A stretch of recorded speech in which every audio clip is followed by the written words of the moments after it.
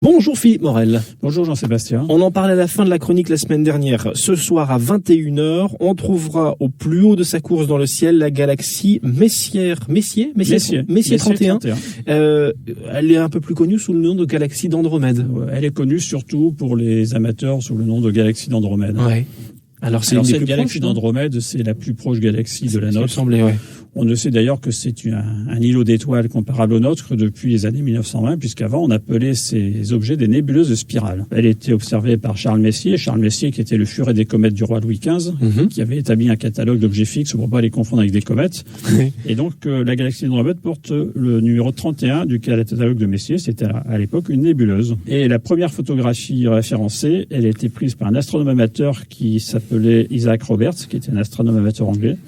Et à partir de là, on a commencé à la détailler avec les télescopes de plus en plus grand diamètre du début du XXe siècle. Forcément. Et c'est ce cher Edwin Hubble qui a fait faire de gros progrès à la connaissance de la cosmologie et à son assistante qui a peut-être fait tout le travail à sa place, à savoir Henrietta Leavitt. Oui. Eux se sont amusés à étudier des étoiles donc dans cette galaxie pour s'apercevoir qu'elles tournaient autour d'un centre commun, que donc elles n'étaient pas du tout liées à notre ciel direct, notre ciel proche à nous. Et donc c'est ainsi qu'ils ont pu déterminer approximativement sa distance et donc sa composition exacte. D'accord, la distance à peu de choses près 2,55 millions d'années-lumière.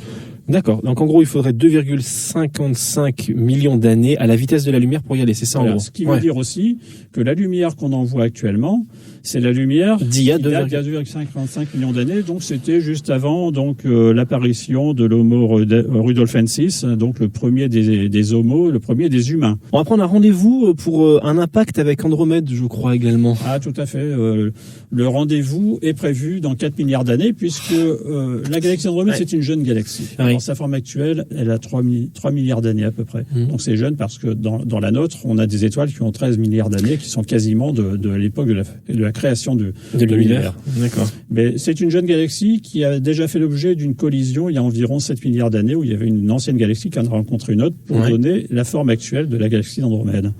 Et il se trouve que cet ensemble fonce vers nous à la vitesse de 120 km par seconde. Et pour, à la vitesse de 120 km par seconde, parcourir les 2,55 millions d'années-lumière, il faudra 4 milliards d'années. D'accord. Alors, on va se rassurer tout de suite parce que deux galaxies comme celle-là peuvent se rencontrer sans qu'il y ait aucune collision d'étoiles. Tellement il y a de distance entre les étoiles. D'accord. 4 milliards d'années, on se prévoit un apéro pour ce jour-là ? Bah oui, ce sera un apéro.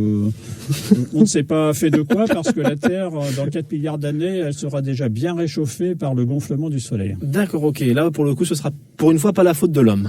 Tout à fait, ce sera la faute du destin des étoiles. Ça, voilà, c'est pour le coup, presque une bonne nouvelle. Bah oui. Merci beaucoup, Philippe Morel. On se retrouve la semaine prochaine ? D'accord. Et les rendez-vous sont à retrouver sur francebleu.fr.